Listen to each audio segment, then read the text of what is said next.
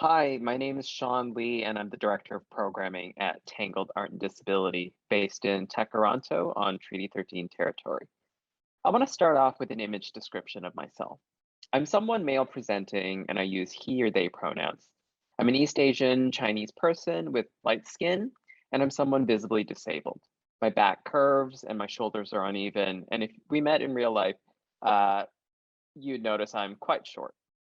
I have long-ish black hair that goes down below my shoulders, and I wear these like steampunk glasses that are green with gold rims that float on the frames. And I'm wearing a black t-shirt that says, "The future is accessible." I'm in my living room, and there's some paintings and some leaves behind me. And before I begin, I want to unpack the introduction I just gave a little bit, as a lot of people are still unfamiliar with what a self description is.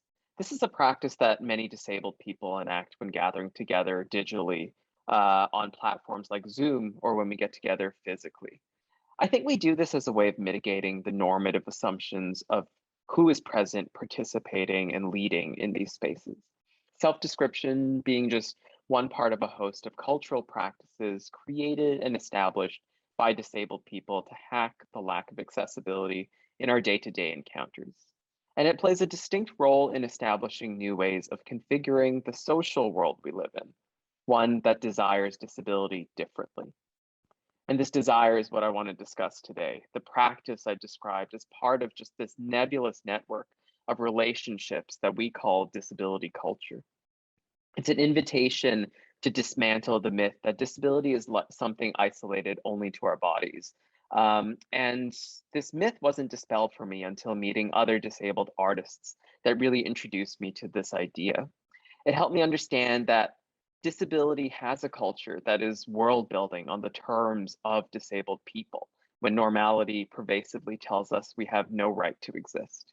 Disability culture is about access, but it's also about questioning what this access gives us accessibility to. Instead of thinking about this as just a legal or compliance or logistical issue, disability culture asks us to understand access as love, as an act of hospitality, and as something that is relational and even cultural. And this isn't my idea. It comes from numerous disability justice activists. And here, Mia Mingus, Alice Wong, and Sandy Ho, who are all part of the disability justice movement, has really given title to this idea of access as love. Disability culture is about building a framework around the kinds of relationships we want to have and how to build the foundation of a society that orients towards disability justice rather than just disability from a rights-based model. And art plays a huge role in enacting disability culture through its world-building potential. As queer theorist Esteban Jose Munoz has said about queerness, it can exist as long as heteronormativity is the norm. That we'll always be moving towards this queer horizon and never fully attain it. So I think through disability arts, we disabled artists resist ableism and gesture towards our own horizon, a Crip horizon, through which we move towards the warm glow of an elsewhere and elsewhen in which disability is not just tolerated, but imagined. And just like to highlight one particular strategy employed by disabled artists and curators termed creative access, which is a phrase coined by disability arts curator Amanda Kachia. Creative access entwines access and art as a singular site of meaning making. It's a conceptual framework for understanding access as a site of aesthetic potential with a robust and artistic experience rather than something just referencing this rigid checkbox of best practices. What happens when an artist takes charge of their own descriptive narrative for a video work or incorporates vibrotactile haptics, translating the sound of their art pieces?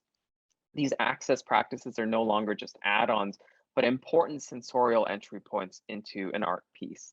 And I often think that if every artist could take a cue from the disability arts community and think about meaningful access in their work, it would help us to understand access as a vital part of our cultural aesthetic. It also means that access has this potential to be experimental and ruly and messy, but I think that's what we need to embrace difference and challenge what is considered normal on every front. As Mia Mingus says in her essay, Changing the Framework, we don't want to simply join the ranks of the privileged. We want to dismantle those ranks and the systems that maintain them. Thank you.